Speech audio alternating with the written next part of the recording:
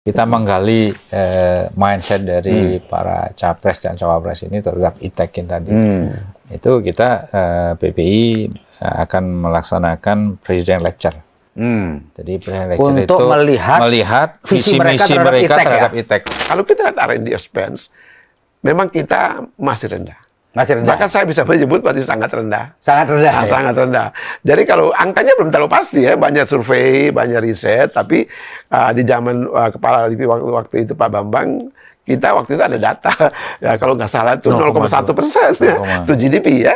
Karena kita punya ribuan periset, di antara hasil riset-riset yang sudah dilakukan oleh periset yang jumlahnya ribuan ini, apa yang bisa Profesor jelaskan, apa yang kira-kira membanggakan dari seluruh riset yang pernah kita lakukan ini, Bro? Warahmatullahi wabarakatuh, salam damai sejahtera buat kita semua, Om Swastiastu, Namo Buddhaya, dan salam kebajikan.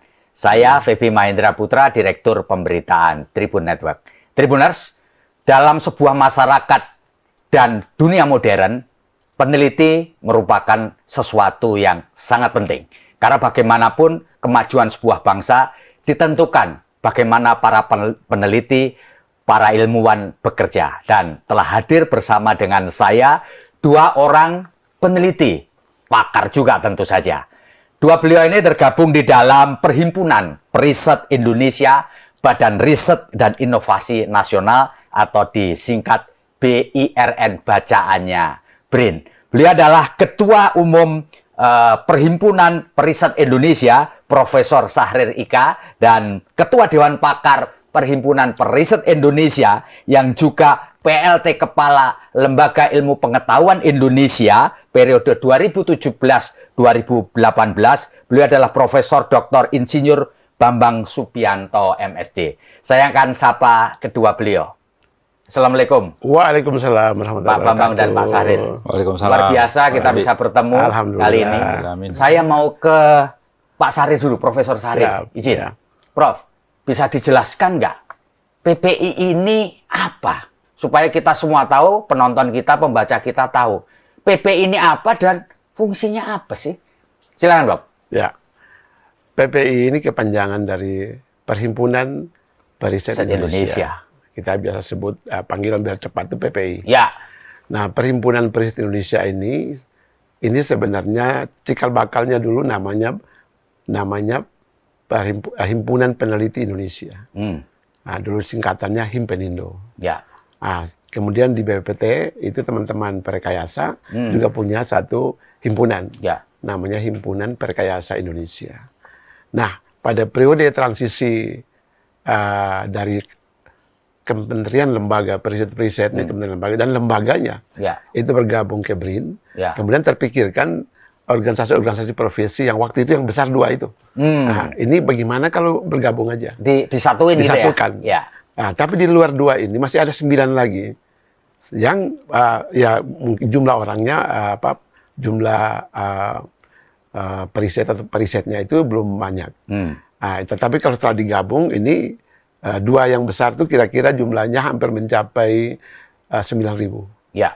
Oh, jadi jumlah yang anggota PPI ini sekarang, sekarang anggota PPI Periset Indonesia dari dua ini ditambah lagi dengan 11.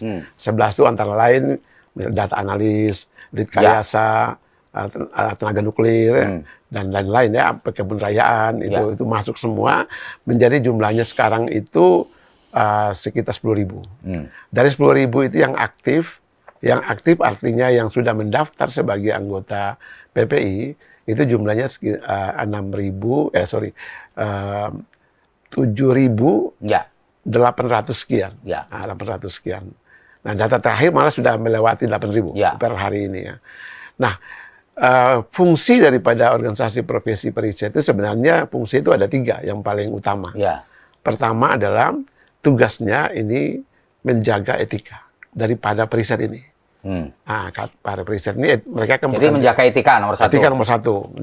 Dia profesional, dia harus beretika, dan kemudian kontributif. Nah, seperti itu. Dan supaya dia bisa berkontributif, maka dia harus pegang etika. Itulah kira-kira jantungnya.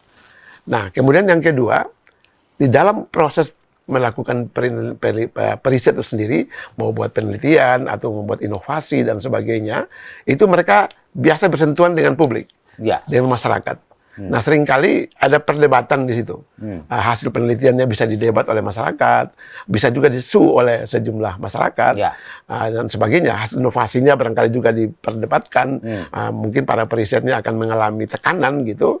Maka kemudian tugas kami sebagai PPI itu harus melakukan advokasi. Oh gitu ya. Nah, itu tugas yang kedua. Jadi melakukan advokasi. Jadi mereka nyaman ini bekerjanya. Ketika kalau periset tidak punya kenyamanan di dalam bekerja, dia mogok dia ya. Nah, mogok dia. Kalau mogok, dia mogok, masyarakat mogok, negara mogok. Kan begitu, dia perlu diadvokasi. Diadvokasi. Nah, itulah tugas nomor kedua. Tugas kedua. Kemudian tugas yang ketiga dari organisasi ini adalah bagaimana mereka sebagai profesi ini kualitinya itu diimprove, ditingkatkan. Nah, maka kita harus infrastruktur organisasi kita itu harus dibuat ada division yang tugasnya untuk melakukan semacam, ya kalau dulu namanya diklat ya, sekarang namanya learning gitu ya. Melakukan learning itu yang untuk mengimprove kompetensi mereka. Jadi 3 ini yang penting. Nah, kalau ditambah 1 lagi, ini hasil dari 3 ini. Kalau mereka cakap, maka mereka ini bisa berkontribusi untuk membangun bangsa. Jadi kita bisa membuat kita bukan bisa, ya memang salah satu tugasnya adalah membuat kajian-kajian strategis untuk memberikan solusi terhadap persoalan-persoalan bangsa. Itu yang gedenya. Tapi di wilayah-wilayah kami ya mungkin persoalan-persoalan daerah. Seperti di Bogor, mungkin persoalan-persoalan Kabupaten Bogor, Kota Bogor. Nah, itu para pakar tuh akan berada di situ. Oleh karena itu kita juga punya satu dewan yang kami sebut Dewan Pakar. Itu isinya memang mereka kami menilai tingkat kepakarannya itu kalau bahasa agama itu udah kiai gitu loh. Udah kiai. Kalau di dunia persilatan suhunya. Nah, ini ketuanya beliau. Pak. Langsung ke Profesor Bambang nih, Pak. Tadi kan Bapak ini kalau di dunia persilatan itu suhunya suhu gitu. Pak, bisa dijelaskan nggak Dewan Pakar ini kemudian fungsinya suhunya suhu ini apa, Pak? Ya, Dewan Pakar. Terima kasih, Pak Febi. Dewan Pakar ini fungsinya adalah memberi masukan kepada pemerintah melalui BRIN. Jadi memberi masukan kepada pemerintah lewat Badan Riset dan Inovasi karena kita harus koordinasi. Sebenarnya kalau dulu waktu Hipenindo juga tugasnya hampir sama, yaitu memberi masukan kepada pemerintah langsung. Karena pada waktu itu kita independen. Sekarang pun seharusnya independen. Karena tadi mungkin saya koreksi ya tadi bahwa PPI BRIN itu salah. PPI BRIN. Jadi PPI bukan bagian dari BRIN. Bukan. Independen. Kita independen, Pak. Oke. Jadi jangan diartikan bahwa PPI itu panjang tangan dari BRIN, salah. Justru kita memberi masukan, mengkritik kalau perlu. Sebagai contoh, salah satu tugas itu pertama memberi masukan, yang kedua melihat refleksi ya. Setahun BRIN itu kayak apa sih? Kita lihat. Tetapi masukan kepada pemerintah lewat BRIN. Tapi berkoordinasi. Berkoordinasi bukan dengan lewat BRIN. Berkoordinasi. Gitu. Karena kalau kita kadang-kadang nggak tahu nyangkut di mana. Kalau BRIN kan langsung bisa diminta tolong BRIN untuk lewat atasnya namanya. Jadi jadi BRIN itu tempat PPI untuk berkoordinasi, memberi masukan kepada pemerintah. Itu dalam semua hal ya, Pak ya. Ya, bidang sains dan teknologi, Pak. Bukan sama hal. Bidang sains dan teknologi. Ilmu pengetahuan dan teknologi. Jadi tentunya kita karena periset kita fokusnya ke arah sana, baik semua bidang, hard science maupun soft science. Soft science itu bisa sosial, politik, ekonomi, dan hard science tentang ilmu kimia, fisika, teknologi dan segalanya. Nah, itu yang kedua. Yang ketiga, kita tentunya memberikan kontribusi kepada anggota. Jadi anggota itu ditarik iuran tiap tahun sekali, tapi kita harus memberikan kontribusi, menginformasikan kalau ada seminar atau apa, kemudian ada masalah mereka dalam bidang mereka untuk perlu dilakukan intervensi dari pakar-pakar yang lain, kita berkoordinasi ke kami gitu. Itu salah satunya. Jadi kita harus mempunyai kontribusi ke pemerintah, kontribusi kepada anggotanya juga. Gitu. Itu kira-kira 3 itu yang bisa tugas Dewan Pakar, tentunya mengkoordinir ada seminar-seminar ilmiah atau apa yang kaitannya dengan. Prof. Bambang bisa dijelaskan sedikit nggak tadi kan tugasnya adalah memberikan masukan di bidang sains dan teknologi ya kepada pemerintah. Boleh nggak dijelaskan apa yang belakangan menjadi rekomendasi atau masukan dari PPI kepada pemerintah melalui atau berkoordinasi dengan salah satu yang kemarin yang sekarang ribet kan isu lingkungan ya. Ya, isu lingkungan. Terus isu ekonomi. Ya. Jadi kita akan mengkaji, memberi masukan tentang ekonomi sirkulasi, circular ekonomi atau ekonomi sirkulasi, yaitu bagaimana pemanfaatan limbah-limbah itu supaya lingkungan itu salah akan masukkan. Memang ada beberapa kegiatan yang sudah, tapi kami akan melakukan diskusi dan juga melakukan FGD dengan semua stakeholder. Rencana ini masih program kami dalam tahun ini itu memberi masukan tentang hal itu. Kalau sebelumnya itu kan kita memberi masukan tentang energi, air, pangan, terus pangan. Ya. Memberi masukan. Energi, air, pangan. Dulu. Hipenindo. Waktunya sekarang kita coba karena aktivitas PPI ini sangat intensif dan tentunya kita akan merangkul, meminta masukan kepada teman-teman tentang untuk mendukung salah satu untuk tahun ini itu adalah ekonomi sirkular. Gitu ya. Ya. Pak Sarir, kalau saya boleh tahu Pak, di antara ribuan periset ini Pak, komposisi yang terbanyak, kalau bisa dijelaskan komposisi yang terbanyak itu periset di bidang apa Pak? Ya, jadi mungkin kalau kita bagi dua ya, kalau kita bagi dua, di bidang sains dan bidang sosial itu komposisinya hampir sama. Komposisinya bersama ya. Tetapi kegiatan-kegiatan riset itu lebih dominan lebih ke sainsnya. Oh, lebih ke sains. Ke sainsnya lebih dominan. Maka itu kalau kita lihat lembaga-lembaga riset yang dulu belum gabung ya. Kalau udah gabung pun mereka udah ada organisasi riset, pusat-pusat riset itu lebih cepat perkembangan sainsnya ini. Dan kami sebagai organisasi profesi ini kami mendukung karena kelemahan kita yang di sini. Kelemahan kita. Jadi daya saing kita rendah, inovasi kita, indeks inovasi kita juga rendah, kemajuan negara kita juga rendah. Jadi kita dukung yang sainsnya duluan. Oh, sains diprioritaskan ya? Lalu kemudian di backup oleh yang sosial. Nah, kalau sosial ini bagaimana menciptakan kondisi sehingga sainsnya bekerja. Kan gitu ya? Misalnya kita bikin kondisi regulasinya, misalnya SDM-nya disiapin, dan supaya misalnya hilirisasi jalan. Kemudian ada productivity. Nah, kalau productivity dia akan mendorong pendapatan kan. Kalau pendapatan gede, nah berarti negara kita akan kuat di daya saing di global. Nah, itu maksudnya. Jadi komposisinya seperti itu. Nah, jadi engineering itu hampir menjadi separohnya itu. Para engineering-nya separohnya. Nah, kalau kita lihat dari si gender, itu 40% itu wanita.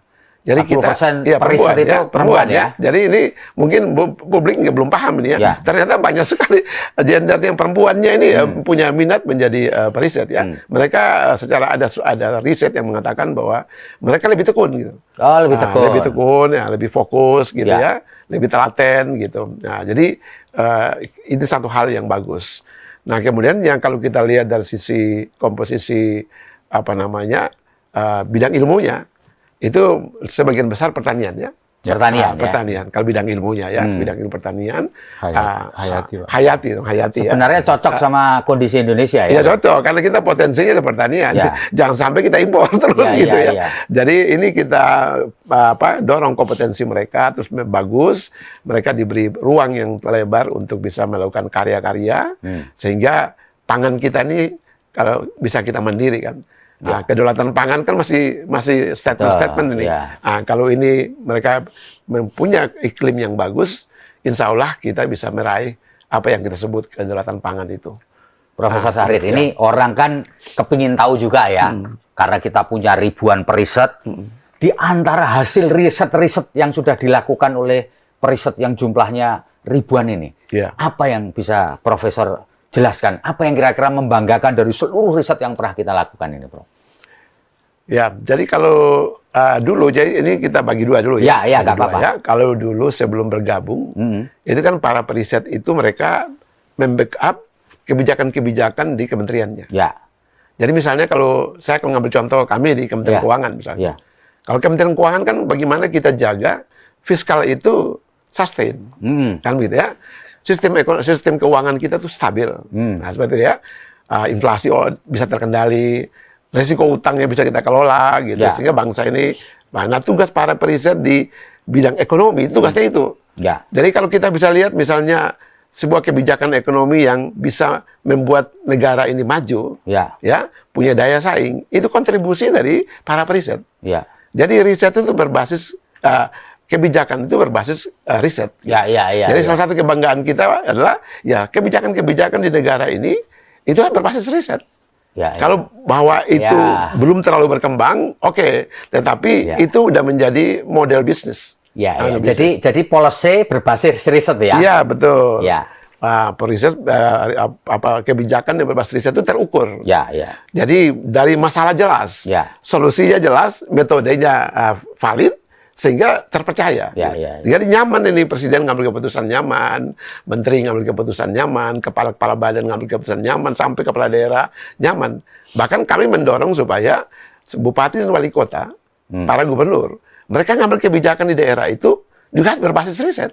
Gitu ya. Maka itu wilayah-wilayah PPI yang jumlahnya sekarang 21 wilayah ya di provinsi, itu membackup daerah. Nah, jadi kalau kita lihat di dalam struktur kepengurusannya PPI, itu ketua penasehatnya kepala daerah. Nah, jadi kalau provinsi ketua penasehatnya adalah gubernur. Kalau di Bogor, kota Bogor, ketua penasehatnya Pak Wali Kota. Nah, jadi Pak Wali Kota itu sama kami PPI Bogor itu punya kerjasama. Nah, jadi kita bisa membackup Pak Wali ini ngambil kebijakan apa saja, pembangunan apa saja, mau termasuk transportasi, tentang lingkungan dan apa saja itu bisa bekerja sama dengan kami dan kami akan backup gitu. Jadi kalau seandainya riset berbasis kebijakan berbasis riset itulah sebenarnya dibutuhkan oleh negara dan kami berada di situ. Nah, itu satu. Kalau seandainya di bidang teknologi, kalau menurut saya itu mungkin barangkali Pak Prof Bambang yang lebih pas kan. Beliau yang pernah jadi Prof Bambang ini saya kebetulan tertarik pagi-pagi tadi membaca headline-nya Kompas gitu ya, yang mengatakan bahwa Bio Farma itu sekarang lagi melakukan satu riset untuk vaksin kanker serviks. Lalu kemudian kita juga kapan hari waktu kita lagi pandemi COVID-19 ada vaksin merah putih misalkan. Apakah riset-riset ini juga berada di lingkungan nomenklatur atau pekerjaan dari teman-teman di PPI, Pak? Ya, jadi sebenarnya peneliti kan semua peneliti yang menjadi anggota. Itu termasuk anggota kita, Pak. Perisetnya gitu. Jadi kalau tadi tentang kanker kita pernah malah teman-teman peneliti mengembangkan deteksi awal untuk deteksinya. Terus untuk vaksinasi penyembuhan tentunya akan melakukan kerjasama dengan Kimia Farma, Bio Farma. Karena gini, selama ini yang sebenarnya Indonesia itu masalahnya adalah bagaimana salah satu tugas kami itu adalah bagaimana menggiatkan riset di swasta. Ya seperti di Korea itu Samsung, kemudian LG, Hyundai itu hampir 80% itu anggaran dari mereka, dari swasta di Korea itu. 20% dari pemerintah. Untuk riset and development. Untuk riset and development. Nah, itu coba mungkin BRIN juga akan ke arah ke sana itu. Mengencourage, meningkatkan. Nah, selama kami waktu di LIPI dan mungkin sampai sekarang, yang paling banyak kerjasama dengan kami, dengan periset dan swasta, itu di bidang farmasi. Oh, di farmasi ya? Di farmasi. Yang ujung-ujungnya kesehatan ya? Iya. Farmasi, baik itu tadi obatnya, bahan obat. Bukan sampai obat itu puluhan tahun, tapi bahannya. Kita sebagai tahu bahwa Pak Febi, Indonesia tadi disebutkan bahwa kaya dengan keanekaragaman hayati. Nah, itu mereka sekarang tuh sebenarnya waktu itu kami mempunyai program, sebenarnya hutan itu nggak perlu diambil kayunya. Lebih baik diambil tumbuhannya, kita ekstrak, kita itu jauh lebih nilainya lebih tinggi dibanding diambil kayunya ya. Sekarang ke sana. Jadi itu ada dua sebenarnya. Ada obat dan pangan, bisa juga untuk pangan kan, suplemen atau apa kayak gitu. Nah, itu yang ke arah ke sana sebenarnya. Itu paling banyak yang vaksin merah itu masih di apa perisetnya anggota kami. Anggota dari itu, jadi sehingga dari PPI ya. PPI, tapi sejauh mana perkembangannya saya mungkin belum tahu ya kayak apa untuk kalau ditanya ke sana gitu. Ya. Jadi sebenarnya tugas salah satu misi kami itu adalah bagaimana meningkatkan pihak swasta itu mau berkolaborasi. Pertama kenapa? Pertama sekarang mitra kami, BRIN, itu gede-gedean membeli peralatan penelitian. Peralatan penelitian. Yang kalau pihak swasta mau penelitian sendiri itu sangat mahal. Oleh karena itu, sebaiknya penelitinya dikirim ke kerjasama dengan kami, melakukan penelitian bersama. Bio Farma itu gitu. Ya. Bio Farma memang dia sudah BUMN ya, sudah punya peralatan, tapi ada sebagian juga mestinya bisa kolaborasi dengan peneliti kami, anggota kami. Iya. Dan mungkin tadi anggotanya juga sebenarnya kalau peneliti Bio Farma bisa juga jadi anggota kami. Ya. Karena keanggotaan kami tidak hanya ASN, tapi juga dari swasta bisa jadi anggota kami. Artinya dari manapun dia bekerja ya. Jadi bisa menjadi membernya PPI karena dia periset juga kan. Dan sebenarnya yang membanggakan itu adalah sebenarnya yang hasil penelitian bisa diimplementasikan kan itu. Ya, betul. Nah, itu yang paling banyak itu sebenarnya dari teman-teman dari pertanian. Pertanian ya. Dia mengembangkan sesuatu atau dalam bidang pangan. Ya. Nah, itu banyak sekali yang mereka sudah terimplementasikan dan ada Pak Bambang mungkin Pak Prof. Sahril maupun Pak Bambang bisa menjawab ini kan sekarang lagi ada isu mengenai seseorang yang menemukan teknologi air bisa menjadi bahan bakar gitu ya Pak ya. Kayak begini ini apakah menjadi concern juga di PP? Silakan Pak Sahril atau Pak Bambang. Itu saya.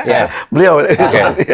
Ya Pak, sebenarnya itu udah concern masalah itu sebenarnya udah lama kan masalah itu. Jadi sebenarnya anggota Dewan kami juga sebagai ahli untuk itu gitu. Jadi sebenarnya kalau saya baca juga mengikuti alur bicaranya itu antara input energi untuk memecah air menjadi bisa jadi bahan bakar itu jauh lebih besar daripada energi yang dihasilkan.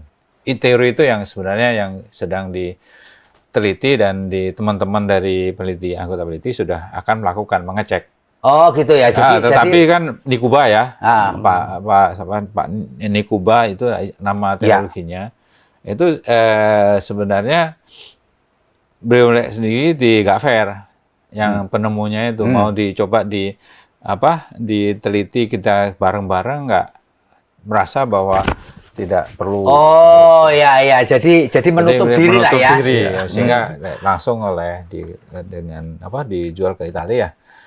Bawa ke Italia itu ya mungkin perlu dibuktikan bareng-bareng aja lah kita ke sana sebenarnya kalau memang itu. Dan mungkin cerita di luar negeri hampir sama dulu kayak gitu, tapi orangnya meninggal duluan ya. Jadi sebenarnya PPI sebenarnya concern ya mau berkooperasi gitu ya, berkooperatif untuk lebih bagaimana membuat sebuah riset yang betul-betul akurat untuk memberi manfaat apakah betul air itu bisa menjadi ahlinya itu Prof. Enia ya. Prof. Enia. Enia yang bisa bidang itu malah mereka kemarin dia dalam TikToknya dia menggunakan sepeda motor dengan bahan baku air gitu. Nah, itu mungkin itu kita bandingkan aja nanti. Kita coba itu mana yang lebih efektif, mana yang itu. Iya. Bisa mungkin saya tambahkan sedikit spiritnya. Jadi gini, kita ini kan organisasi profesi ya.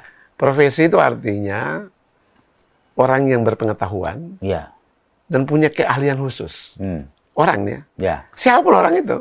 Mau dia tamat SMA, mau dia petani, nggak penting. Nggak penting. Yang penting dia punya knowledge dan dia punya keahlian dan kita menghargai keahlian itu. Itu maksudnya. Tapi ketika keahlian ini masuk ke proses masuk ke proses untuk menjadi applied gitu. Itu kan ada etika di masyarakat yang kita jaga. Apakah ini bisa bermanfaat atau barangkali tidak. Atau manfaatnya mungkin kecil. Mungkin kita bisa menambah teknologi atau inovasi untuk buat manfaatnya gede. Nah, PPI konsennya di situ. Jadi pertama hargai dulu. mereka yang menemukan sesuatu itu kita kasih jempol dulu. Wah, asik nih, bagus nih ya. Jangan kan itu anak SD aja kalau dia bisa create sesuatu yang kita barangkali di luar bayangan kita ya. Ya itu kan udah ketemu tuh peneliti cilik. Kan seperti itu kan? Nah, ini kita rawat, Pak. Kita dorong. Nah, mengenai tadi itu memang untuk memastikan itu kan ada proses yang dilewati. Ya, ada proses mengetesnya, proses untuk uji cobanya. Kemudian menurut saya tidak boleh didikotomikan ya antara penemu ini dengan pemerintah, nggak boleh.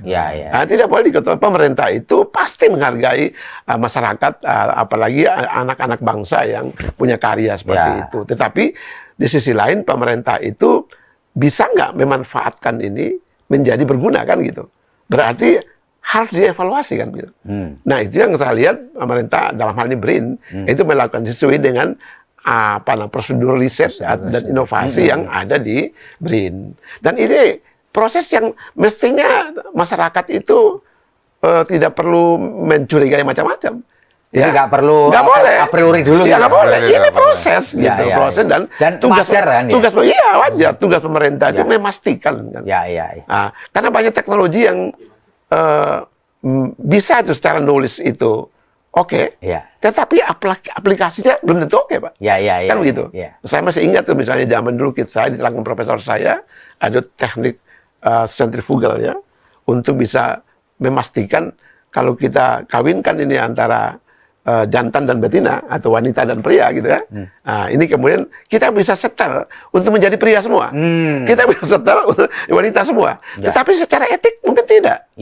Karena kalau begitu ya terjadi monopoli wanita dong. Terjadi monopoli pria dong. Nah, di sinilah penting organisasi profesi itu, di situ etikanya. Nah, kita kawal di etikanya.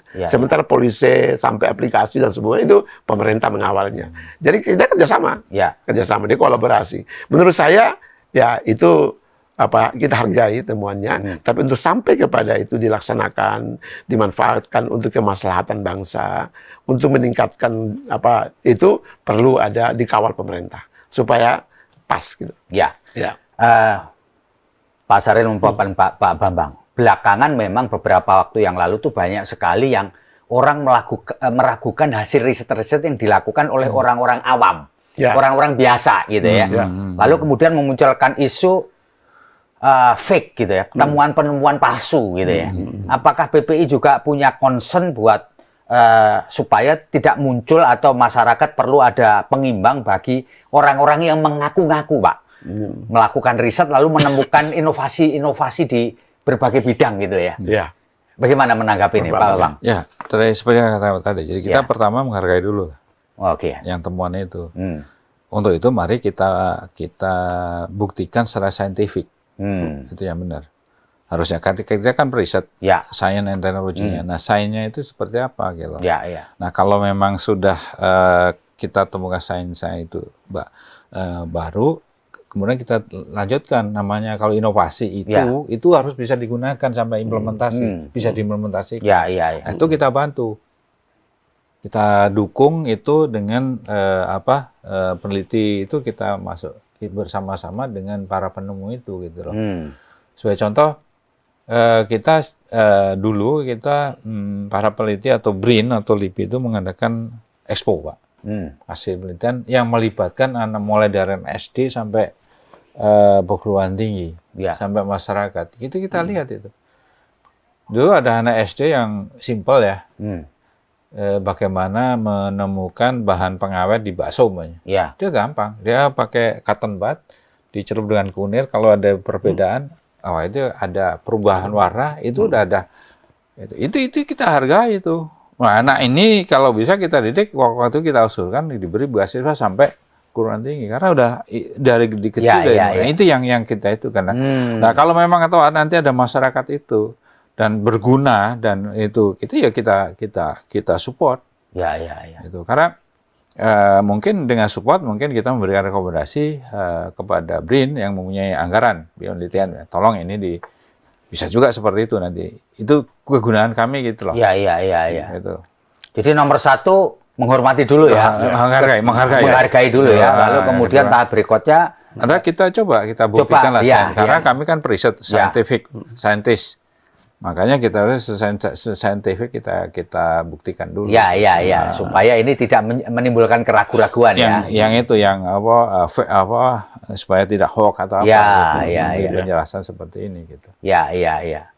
Pak, bisa dijelaskan nggak, Pak? Sebenarnya kan riset ini ya ada yang mahal, ada yang murah, ada yang complicated, ada yang sederhana ya, Pak ya.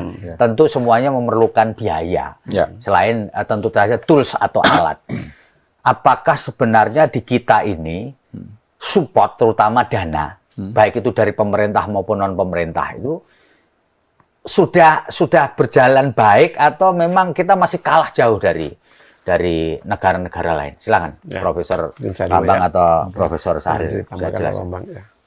Jadi gini, kita di filosofinya dulu ya. Nah, jadi ada awareness daripada pemerintah dan daripada swasta, industri, bahwa riset itu perlu gitu. Itu maksudnya itu dulu. Betul. Jadi dia punya awareness bahwa membuat sebuah produk atau merancang sebuah bisnis, ya, itu harus riset dulu. Jangan rapat langsung mutusin jalan. Itu pasti banyak errornya. Karena nggak ada tesnya kan begitu ya. Jadi pertama itu dulu bahwa kami dari PPI itu menghimbau kepada pemerintah dan swasta, masyarakat lah. Ketika kita mengambil satu langkah, apalagi langkah itu akan memiliki dampak besar terhadap kemajuan masyarakat atau kemudian negara, itu lakukan riset dulu. Itu yang pertama. Nah, kemudian yang kedua, ketika dia aware dengan proses itu, maka dia ada investasi di riset. Jadi riset itu paradigmnya itu bukan cost, bukan biaya. Riset itu nggak boleh biaya. Nah, ini paradigma pemerintah juga begitu. Ketika merancang budget, anggaran pendapatan negara atau anggaran pendapatan daerah, gitu. Mindsetnya itu, riset adalah investasi. Bukan belanja habis gitu loh. Bukan begitu. Nah, ketika jadi investasi, maka orientasi riset itu long term perspektif. Harus begitu, long term. Dan long term itu, kalau kita hargai dengan biaya, ya pasti mahal. Kalau mau disamakan dengan biaya.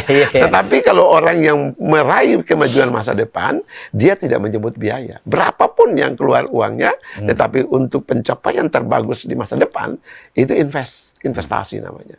Ya, jadi, kalau kita lihat perbandingan negara-negara lain, mereka mindsetnya udah di sini. Perusahaan industri-industri itu mindset udah di sini. Bagaimana misalnya Toyota membuat mobil. Sekarang Toyota harus dimasuki pesaing baru yang dari Hyundai. Korea itu melakukan satu inovasi berbasis riset, ya, yang dia mau menaruh posisi beyond Toyota.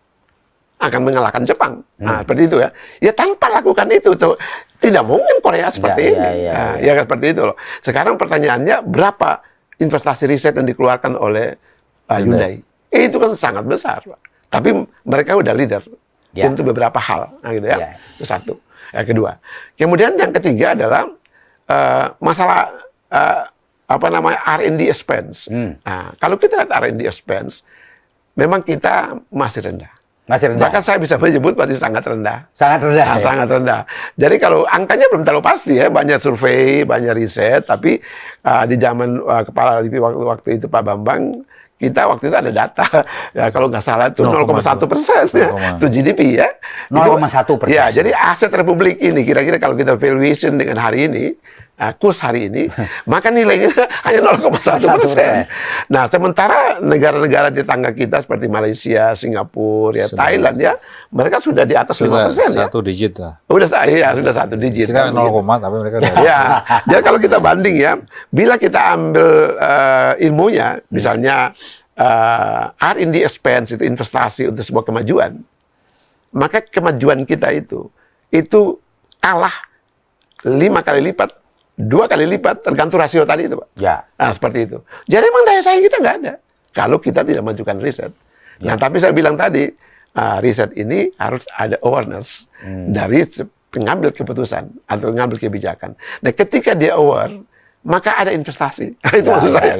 Nah, itu kira-kira seperti itu. Nah, bagaimana kita membangun awareness-nya itulah peran daripada baik PPI maupun BRIN. Ya, gitu ya, kita membangun awareness masyarakat, awareness pemerintah, dunia usaha, termasuk kita di Tribun. kalau kita misalnya mau menyembangkan digital ya, ini kan konsepnya digital nih. Ya, betul. Nah, berarti kan ini pasti ada basis risetnya. Ya, Ya, saya berharap mungkin periset-periset yang ada di Tribun nanti jadi anggota PPI. Ya. Jadi kita akan kawal etikanya. Nah, tadi yang saya lanjutkan oleh Prof. Bambang tadi itu, jadi tadi kalau seandainya ada riset yang abal-abal gitu ya, abal-abal ya. Ya memang kalau yang melakukannya di luar anggota PPI, kita hanya bisa menghimbau. Tapi kalau ada PPI, tapi anggota PPI melakukan abal-abal, dia berhadapan sama Majelis Kehormatan Periset. Di situ dia akan melalui satu sidang etik yang itu agak ketat gitu. Dan kalau dia pegawai negeri misalnya, dia melakukan itu, maka dia ada sanksi etik, dan sanksi etik itu bisa konsekuensi, bisa pensiun. Mendadak. Seperti itu, kira-kira seperti itu. Nah, pertanyaannya, apakah kami dari PPI galak? Bukan. Kami ingin menjaga masyarakat. Kami ingin menjaga pemerintah, menjaga negara. Jadi trust harus kita bentuk. Kalau tanpa itu trust nggak ada. Nah, itu kira seperti itu. Ya, Prof. Bambang. Saya sebelum itu saya ingin menambahkan. Tadi kan masalah biaya penelitian ya. Sebenarnya biaya penelitian untuk penelitiannya aja. Kalau sudah pemerintah melalui BRIN ini menyiapkan soal peralatan untuk analisanya, nggak mahal. Yang mahal adalah kan riset ini kami mungkin harapan dari masyarakat kan supaya kelihatan riset ini bisa diaplikasikan, bisa jadi mass production. Nah, ini yang masalahnya di sini. Jadi kalau hasil riset di dalam lab itu tidak bisa serta-merta langsung dikomersialkan. Maka perlu diadakan namanya kajian pertama, kajian teknologinya dulu.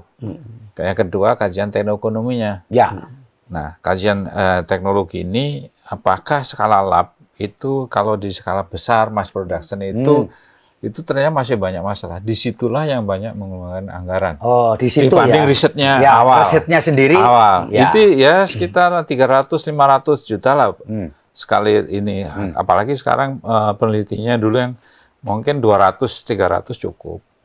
Untuk meneliti hasilnya. Nah, untuk mengkomersialkan ini, menjembati langkah-langkah ini. Jadi ini yang gini, mahal kenapa itu diperlukan? Karena mindset dari pengusaha Indonesia itu kalau setiap kali waktu zaman muda kan diminta untuk jaga pameran. 2 pertanyaan. Ini berapa harganya? Kalau saya produksi ini. Kalau saya punya duit, berapa lama uang saya balik? Itu. Berapa modal yang diperlukan? Itulah yang harus kita siapkan. Karena mindset dari pengusaha Indonesia lain. Karena apa? Kalau di luar negeri kan, wah saya harus kayak Hyundai itu. Saya harus bisa menyaingi itu, maka saya masukkan riset di sini. Besar-besaran yang tadi. Hasil riset ada, mengkomersialkannya itu seperti apa? Itu adalah kalau di luar negeri, negara maju itu di tangan swasta. Nah, sebenarnya pemerintah Indonesia, karena swasta Indonesia belum bisa ke sana, sudah menyiapkan segera ada anggaran. Itu lewat LPDP. Itu. Jadi ini bisa miliaran. Nah, ini untuk menyiapkan teknologi itu siap diimplementasikan. Karena pertama pengusaha Indonesia nggak mau harus untung. Ya kan? Nggak mau buntung. Kalau peneliti kan untung nggak masalah. Kemudian teknologinya proven. Ya kan, teknologi harus matang. Yang kedua, after sales. Nah, ini yang belum dipahami oleh para peneliti itu. Makanya waktu pertama Pak Jokowi launching Science Technopark di setiap daerah, itu saya sambut Pak. Karena disitulah tempat ketemunya para pengusaha dengan peneliti, periset. Itu sehingga mereka bisa komunikasi dengan itu gitu. Tapi nggak tahu program itu sekarang kemana gitu. Karena mungkin tadi bahwa pengamatan saya anak peneliti dengan pengusaha itu kayak air dan daun talas. Nggak pernah ketemu, yang satu pengen untung, yang satu nggak mikirin untung. Yang satu ini teknologinya belum mapan, ini pengennya mapan gitu. Nah, itu yang sebenarnya pertemuan ini sekarang masalahnya itu, di situ ya, krusial poinnya di situ ya. Disitulah mungkin salah satu tugas kami bagaimana mempertemukan pihak swasta dengan para menjadi bridging jembatan betul. Pak Bambang, saya mau lanjutkan lagi Prof. Bambang tadi itu banyak kritik yang mengatakan dan periset kita atau ilmuwan kita akademisi kita itu melakukan riset itu hanya untuk kepentingan proyek atau untuk kepentingan kum atau apalah namanya. Angka kredit itu kan. Kemarin tuh ada satu tokoh oposan yang menggebu-gebu bilang periset kita ini orientasinya orientasi proyek, orientasi kum. Gimana nih, Prof? Jadi sebenarnya gini, tujuan arah dari penelitian itu ada dua, Pak. Ya. Untuk basic research dan untuk aplikasi. Ya. Kalau basic research itu menguak khasanah alam untuk menemukan sesuatu yang baru, dan ini harus disiarkan kepada masyarakat. Inilah yang salah satu tujuan dari pendidikan kita adalah untuk mencerdaskan bangsa. Itu ke arah sana. Yang aplikasi, ya ini sebenarnya yang besar mana ini antara yang basic sama yang ini. Gitu. Ya. Nah, ini harus kita arahkan ke arah ke sini kalau memang apa yang dikatakan supaya tidak itu. Nah, tadi itu masalahnya. Peneliti sebagai produsen teknologi. Ya. Usernya pihak swasta. Ya. Pemerintah adalah yang memfasilitasi harusnya. Itu. Nah, ini yang triple helix itu. Jadi hubungan antara swasta sebagai pengguna teknologi, dosen atau perguruan tinggi atau litbang di perusahaan teknologi, dan ini sarana dan prasarana gitu. Karena ini satu nyambung betul gitu. Nah, ini ya cobalah kita nanti kita diskusikan di PPI. Itu bagaimana ini masalah ini supaya tadi tidak diolah-olah oleh masyarakat gitu bahwa periset hanya untuk dirinya sendiri. Sebenarnya bukan. Itu hanya sarana untuk mensiarkan. Nah, jadi tentunya tidak untuk di sini, tapi bagaimana? Kalau kami pada waktu itu di LIPI kami saring, Pak. Oh gitu. Iya, penelitian kami peneliti itu kan biarlah mereka itu sendiri, kita saring mana ini yang bisa diaplikasikan, mana ini ini basic silakan. Nah, sehingga waktu itu yang sudah mau bisa dikomersialkan atau kita aplikasikan itu kita patenkan. Tadi itu kita bina, kita bimbing untuk sampai ke paten. Karena ini salah satu bentuk ikatan nanti dengan swasta gitu. Tapi ini juga jadi concern juga di PPI ya, bahwa membantu para periset untuk sampai dia bisa mendapatkan hak intelektual di Kementerian Hukum dan HAM ya, Pak ya. Supaya nggak dicuri orang maksudnya kan gitu kan. Gitu ya, Pak. Pak Sarif bisa tambahkan tadi, Pak. Itu Pak, gimana saya ini? Mungkin memberikan dulu makna di balik angka kredit. Nah, ini mungkin para periset sendiri, anggota-anggota saya juga mungkin belum sampai ke pemahaman yang lebih fundamental. Angka kredit itu mencerminkan quality daripada profesinya dia. Jadi cerminannya itu bukan angkanya itu ya, tapi cerminan. Semakin tinggi dia punya kumulatifnya, kredit kumulatif. Apalagi misalnya ada kredit-kredit tertentu yang memang menjadi kompetensi inti ya. Itu menggambarkan bahwa quality keprofesionalannya itu meningkat. Kan negara butuh itu. Ya kan? Nah, kalau dia punya quality itu meningkat gitu, dengan dicerminkan oleh kredit yang makin besar, itu kan dia ada konsekuensinya, yaitu dia mendapat penghargaan daripada pengguna kan. Nah, kalau pengguna dari pemerintah, ya kasih gaji besar dong. Nah, jadi orientasi mindsetnya itu bukan menuju gaji, bukan. Tapi itu konsekuensi dari kehebatan seorang periset. Gitu. Maka negara harus memberikan imbalan kepada orang yang pintar. Nah, jadi meritokrasi kan. Ya, angka kredit itu secara budget itu meritokrasi. Kalau Anda perform, maka saya kasih. Kalau Anda tidak perform, ya saya kasih rendah. Dan itu fair kan? Fair. Jadi angka kredit itu sebenarnya jembatan untuk membuat sebuah polisi itu jadi fair. Jadi akuntabel. Nah, tapi mindset itu masyarakat melihat, lu kalau kerja buat dirimu sendiri ya. Nah, tetapi dirimu itu juga harus bagus kan? Betul. Jadi kalau dirinya nggak bagus kan negara juga nggak bagus. Jadi menurut saya ini pemahaman saja. Pemahaman semua periset itu, dimanapun dia bekerja, dia udah punya tusi. Dia udah punya spesifikasi. Kan gitu ya? Nah, jadi spesifikasi itu yang terus dia olah, dikembangkan, sehingga dia menjadi hebat. Nah, ketika Prof. Bambang sebelum menjadi Prof ya, nah, misalnya peneliti ahli utama, itu kan standar untuk masuk ke ahli utama itu tinggi standarnya, Pak. Betul. Artinya kalau dia tidak melewati itu nggak bisa dia. Nah, pertanyaannya apakah pemerintah membuat semacam batasan. Ya tidak. Pemerintah ingin, saya akan punya periset yang kualitasnya seperti ini. Maka Anda harus achieve. Kan begitu. Tapi kalau mencapai di sini, saya akan kasih harga kayak kamu.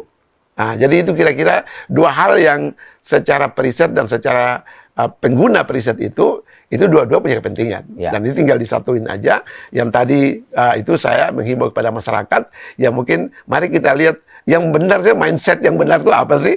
Memang yang kelihatan nggak kredit sih, tapi dibalik itu yang terlihat adalah quality. Iya. Ya, itu. Prof. Sahrir, ini yang paling penting menurut saya buat masyarakat itu sebenarnya bagaimana PPI dan para periset itu mempublish, menyampaikan kepada masyarakat. Terutama yang tadi, kan ada dua toh, yang aplikasi bagaimana bisa bikin barang, tapi juga bisa memberi sesuatu kepada masyarakat. PPI memikirkannya gimana supaya masyarakat tahu, oh kita ini punya periset ribuan itu ternyata kerjanya ada loh. Gitu. Gimana, Prof? Ya, jadi tadi Prof. Bambang udah nyampaikan ya. Jadi gini, riset itu kalau menurut Pak Labrin, nah saya dengar arahan-arahan beliau tentang masalah peneliti-peneliti. Riset itu memang mahal, Pak. Memang mahal, karena itu investasi kan. Dan itu probability suksesnya sebuah riset untuk diaplikasikan itu juga kecil, Pak. Oh gitu ya? Probability-nya. Misalnya ambil contoh, bor minyak misalnya. Yang bor minyak. Belum tentu ada. Belum tentu ada. Padahal ini investasi udah Tapi banyak. kalau kita tidak melakukannya nggak bisa. Bapak kalau misalnya main golf nih, ya kan harus mukul. Betul. Kalau mukulnya tidak sampai kan nggak masuk. Jadi mendingan lewat aja dulu supaya ada peluang masuknya kan. Seperti itu kira-kira. Nah, jadi memang kualitas dari seorang periset itu memang pertama yang dilihat adalah outputnya, Pak. Itu pertama. Outputnya dulu, belum bicara outcome-nya. Jadi misalnya menghasilkan KTI, dia menembus misalnya, bisa dimuat di jurnal-jurnal internasional. Itu harganya tinggi bagi dia. Karena dunia mengakui bahwa seleksinya ketat loh, tapi Anda bisa loh. Nah itu kebanggaan bangsa. Nah ini peneliti itu merasa kecewa juga, bahwa dia itu udah masuk ke sejumlah jurnal ya, tapi kebanggaan buat dia itu pengakuannya nggak ada loh masyarakat. Itu masalahnya. Karena memang peneliti tidak suka menyombongkan diri kan. Kalau punya banyak umumkan gitu kan. Mungkin Pak Bambang mungkin. Saya ingin menambahkan Pak. Jadi sekarang kan masalah era-era digital ya. Mungkin ya itu ini merupakan titik awal ini Pak Febi bahwa kita ingin podcast ini saya harapkan nanti kita kerjasama. Betul. Rasanya penting itu, Prof. Karena tadi saya juga dengar dari teman-teman bahwa Tribun kan seluruh Indonesia sudah menyeluruh. Nah kita sudah 21. Nah ini sebenarnya saya ingin melaksanakan kerjasama dengan Tribun ini supaya nanti Tribun PPI di daerah itu kerjasama juga dengan Tribun mensiarkan. Mensiarkan yang penting itu penting. Mensiarkan hasil-hasil temuannya baik yang basic atau yang applied. Nah, itu yang kami harapkan dengan demikian kita bisa melihat itu. Nah, waktu zaman saya dulu, Pak, di LIPI, itu semua teknologi yang kami anggap ini bermanfaat buat masyarakat, itu kami coba buatkan videonya. Kalau sekarang istilahnya TikTok lah. Kita buat TikToknya, kemudian ya udah silakan yang itu. Itu merupakan teknologi yang tidak perlu adanya lisensi dan royalti. Itu yang makanya pada kesempatan ini terima kasih ini diterima di Tribun untuk dalam rangka tadi mensiarkan hasil temuan kami, hasil penelitian kami kepada masyarakat luas gitu. Itu istilahnya disiarkan. Disiarkan. Pak, ini nggak ada kaitan langsung lah sama riset and teknologi ya. Tapi bagaimanapun ketika kita ngobrol, kita memasuki tahun 2023, tahun politik. Karena tahun depan ini kita memilih pemimpin baru. Ya, Pak Jokowi sudah 2 periode. Tentu para periset PPI kan punya pesan lah, punya satu ekspektasi lah kepada calon pemimpin ke depan ini. Ya tentu terkait dengan PPI periset dan nasib riset kita ke depan. Kami persilahkan Pak Sahrir dulu nanti Pak Bambang ini. Ini bukan soal dukung mendukung ya. Baik, ini pertanyaan bagus ya. Saya kira ini momennya ya, momennya pas ya. Jadi kalau dari perspektif periset ya atau PPI, kita lihat bahwa kekalahan kita ada di mana sih? Kan ya 0,1 tadi. Ya 0,1. Akibatnya semua indeks mengenai kemajuan bangsa ini, itu kita di level yang menengah ke bawah, di tengah ke bawah. Bahkan indeks tertentu seperti daya saing gitu ya, atau indeks kualitas manusia gitu ya, itu kita jauh kali di bawah. Nah padahal mereka ini kan big bone-nya. SDM itu big bone bagi bangsa ini. Jadi pesan pertama saya kepada siapapun yang akan menjadi presiden, pelihara orang-orang yang pintar-pintar, yang cerdas-cerdas, itu ada sentuhan polisenya. Supaya mereka ini menjadi human capital. Menjadi human capital. Jadi tidak hanya resource. Jadi paradigm pemerintah itu harus shifting dari resource management ke capital management. Gitu. Atau apa namanya, human resource kepada human capital.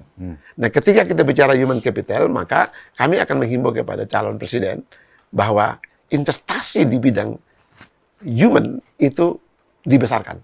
Nah, itu antara lain riset, dana riset dibesarkan. Dan harus menghimbau kepada seluruh industri supaya paradigmnya sama. Jadi jangan sampai pemerintah kayak sekarang kan budgetnya riset kebanyakan pemerintah, Pak. Nah, industri masih sedikit ya. 80% pemerintah, itu dibalik nih, Pak. Harus dibalik. Itu harus dibalik. Nah, itu kemudian yang ketiga, kalau menurut saya yang ketiga adalah fokus saja kepada iptek dan inovasi ya. Iptekin namanya, iptekin. Udah fokus itu dulu deh, ya kan? Nah, karena kalau itu merupakan jembatan kita untuk kita menjadi negara maju. Kalau dari perencanaan sudah oke. 2045 kita akan achieve capital pendapatan GDP kita sekian. Misalnya ya pendapatan per kapita 23.000 misalnya seperti itu ya. GDP kita nomor berapa? Nomor 4 dunia ya. Tapi kalau kita assumption-nya itu tidak ada ya nggak bisa dong. Nah, riset atau iptekin itu asumsi. Bila asumsi ini terpenuhi, maka kita bisa achieve visi besar 2045. Itu pesan saya kepada calon presiden. Siapapun yang akan presiden, maka ketika dia tidak ada di iptekin, dia nggak pegang dia, bangsa ini tidak akan maju. Prof, terima kasih Pak. Pak Bambang, apa ini yang Bapak harapkan dari presiden siapapun dia? Itu kan tadi harapan dari para periset ya. Tetapi gimana caranya? Kita menggali mindset dari para capres dan cawapres ini terhadap iptekin tadi. Itu kita PPI akan melaksanakan President Lecture. Jadi President Lecture untuk itu melihat visi misi mereka terhadap iptek. Yang jelas kami PPI independen, tidak itu yang jelas kami akan melaksanakan tidak 3 bertemu tapi 1 persatu. Jadi melihat sebenarnya mengorek bahasa kasarnya itu kepo bahasa sekarang kepo sebenarnya calon pimpinan kita mana yang punya concern ke iptek itu siapa dan terus bagaimana caranya itu aja sebenarnya yang rencana kami PPI akan mengadakan itu presiden dan biar bisa dilihat masyarakat biar masyarakat tahu juga gitu, bagaimana visi misi dan aplikasi mereka dalam iptek gitu ya. Jadi itu yang pertama. Yang kedua ya tadi kami harapkan juga calon presiden yang nantinya itu bisa menggerakkan swasta ini untuk bisa melakukan riset bersama dengan kami ini gitu. Baik, Tribuners, ini kita sudah bicara luar biasa tadi. Ini kita tinggal tunggu nanti tahun politik seperti yang dikatakan Profesor Bambang dan Profesor Syahril tadi, bahwa kita perlu mendengar visi misi dan pandangan bakal calon presiden atau calon presiden terhadap iptek dan bagaimana cara mengaplikasikannya dalam pemerintahan mereka. Sekali lagi terima kasih Pak Syahril, Profesor Bambang atas pengetahuan, dan kita akan aplikasikan bagaimana Tribun bisa membantu PPI untuk mensiarkan, saya setuju itu, mensiarkan apa-apa saja yang telah dilakukan oleh para periset Indonesia. Saya Febi Mahendra Putra pamit undur diri. Assalamualaikum warahmatullahi wabarakatuh. Salam damai sejahtera buat kita semua. Shalom, Om Santi Santi Om. Namo Buddhaya, salam kebajikan dan jangan lupa tetap bahagia. Amin.